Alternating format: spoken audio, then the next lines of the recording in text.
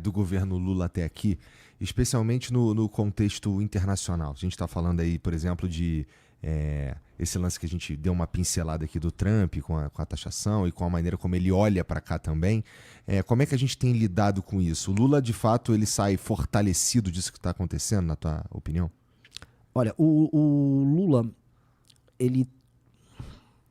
Vou fazer um desenho... Eu tô meio prolixo, Igor. Não, Me cara. corre assim. Você tá falando muito, fica fazendo digressão. Não, relaxa. É que assim, relaxa. o Lula... Eu que tô entrando numa aqui de porra de... Cara, tem umas paradas que tu fala que eu anoto, tem outras que eu falo logo, e aí depois eu tenho que voltar pro que tu tava falando.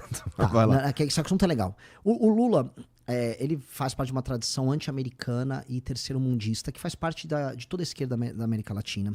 Essa ideia de união do sul global contra o ocidente. Tá? Isso está na gênese do PT, está na gênese das esquerdas. Tá? Isso faz parte deles e é natural. Beleza. Quando o Lula vira presidente em 2003, assume e tal, vem aquele boom das commodities, o mundo começa a falar dos tais BRICS, no começo da BRIC, Brasil, Rússia, Índia e China, depois vem a África do Sul.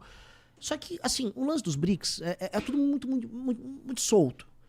A China é a China. A China foi o país que mais cresceu, mais gerou classe média no mundo.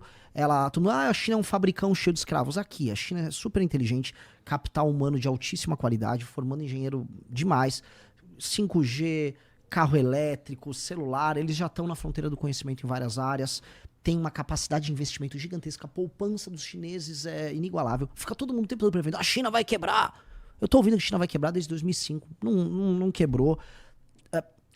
Se entende como uma força geopolítica e tá fazendo uma política de, vamos dizer, angariar aliados através de investimentos em vários lugares do mundo. Então, o que a gente chama de BRICS, no geral, é o interesse chinês. O interesse chinês é convergente com o russo, muitas vezes, com o indiano, muitas vezes não. A Índia também ela gera um balanço de poder por ser vizinha da China, por ter bomba atômica, por ter uma população hoje maior que a da China, por estar crescendo hoje mais do que a China. Tá? A Índia cresce mais do que a China. E cada um tem o seu interesse. A Índia pertence aos BRICS, mas a Índia segue a estratégia da Índia. A Índia é uma grande aliada americana em muitos termos também. Tem aliança com a Austrália, tem os problemas dela com o Paquistão. A China, às vezes, né, joga ali com o Paquistão. Ou seja, amigas e rivais. Tinha uma Novela. Amigas e rivais. E o Brasil parece, o Lula, no caso, por conta dessa ideologia, acho que anti-americana, por conta desse fanatismo meio terceiro-mundista, acho que ele foi o único que achou que os BRICS são tipo um super plano de defender os fracos e oprimidos do mundo. E o Lula sempre teve essa perspectiva política que talvez agradasse a China, porque ele ficava provocando, né, vamos dizer, aliados americanos ou os próprios Estados Unidos. E nesse novo mandato, muito na crença também que ele era o Lula que deixou o mandato em 2010, que o Obama ficou he's my man, não sei o quê. Ele achou que, vou voltar aqui, o mundo tá me achando super legal. E o mundo só não acha ele legal. O mundo meio cansou do Lula, um produto velho de uma outra época. Então o Lula chegou, galera, o Lula voltou, olha só, vou falar aqui, ó, a Ucrânia, não sei o quê, sugeriu um negócio pra Rússia, a Europa que adorava ele. O Lula era amado pela Europa até 2010, a galera da Europa.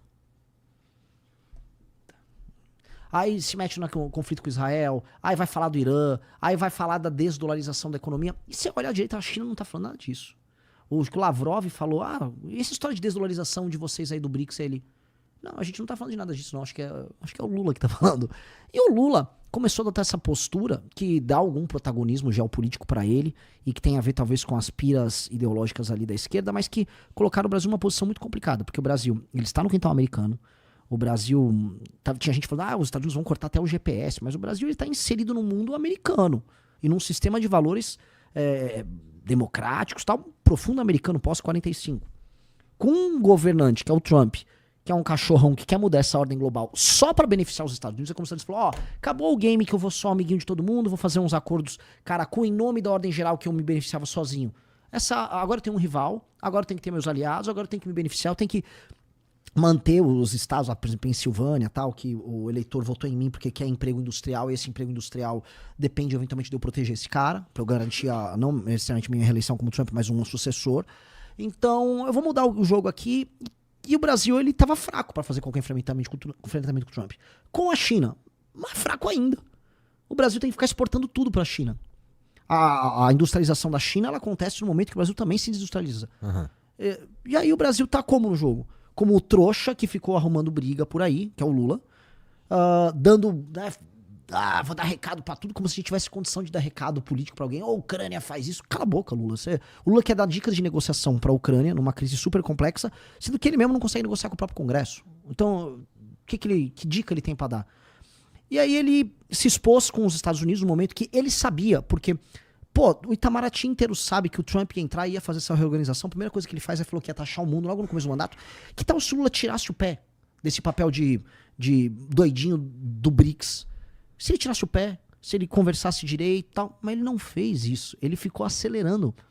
E ao mesmo tempo, se o Trump firma certas posições e obriga o Lula a ter que, por exemplo, se indispor com a China, e aí? Como é que a gente fica? O Lula simplesmente saiu tomando posições estúpidas em termos internacionais que nos colocaram numa posição de fragilidade extrema. E é tudo culpa do Lula. É tudo muito culpa do Lula. E o cara ainda é rabudo, que ele tá se beneficiando dessa coisa de Estados Unidos versus os americanos, o Trump não gosta da nós, essa coisa. Mas, a gente tá numa situação horrorosa. A gente não tem muito como brigar com os Estados Unidos. Ninguém vai comprar, vamos comprar uma solidariedade terceiro-mundista com o Brasil aqui. Não comprou muita solidariedade, não. E aí? Sabe, o que ele vai fazer? Eu não sei exatamente qual é o grande plano dele. Não acho que, por exemplo, a China vai absorver uma parte importante desses produtos que o Brasil fazia para os Estados Unidos, especialmente os industrializados, porque são encomendas que a gente tinha de vários setores. A Embraer tinha encomendas de avião. E aí, como é que fica? A parte de piscicultura. O peixe apodrece, o peixe congelado. Vai fazer o que com o peixe? E a carne, os pedidos todos, os contratos inteiros. É uma loucura. Não que o Trump vai manter isso até o fim, mas o Lula não tem condição de dobrar a aposta. Tanto que ele já até tirou um pouco o pé. Então, o que nós vamos fazer? Eu não sei. O que mostrou essa crise é a lógica do Brasil perante o mundo é uma lógica que não faz sentido. É o Lula com uma mentalidade daquele Brasil que estava crescendo em 2005, 2006, 2007, achando que virou protagonista. Não virou. Então, como você pode projetar poder para o mundo se você não projeta poder para dentro de casa? Então, se a gente olha para dentro, a gente não é competitivo, a gente está com as contas públicas quebradas, boa parte da população vive sob o jugo do crime organizado, o Brasil as pessoas perde credibilidade, a gente tanto não projeta poder que as pessoas mais vão embora do que outras pessoas vêm morar no Brasil, ou seja, a gente está perdendo a juventude do Brasil, isso é sintoma de um país que perdeu energia, as pessoas estão ficando velhas e não enriqueceram, tem rota de tráfico, a fronteira está desprotegida, ou seja, o Brasil não projeta poder para dentro. Se não projeta poder para dentro, desde quando você vai ter direito de querer projetar para fora? Como é que eu posso querer me intrometer na guerra da Ucrânia ou falar que eu vou mediar alguma coisa de Palestina e Israel, sendo que eu não consigo mediar, sei lá, uma briga da polícia do Rio com o complexo de Israel, lá no Rio? Você não consegue mediar a merda aqui se ela consegue mediar com os caras? Então é uma visão muito maluca que o Lula tem. A gente só vai projetar poder para fora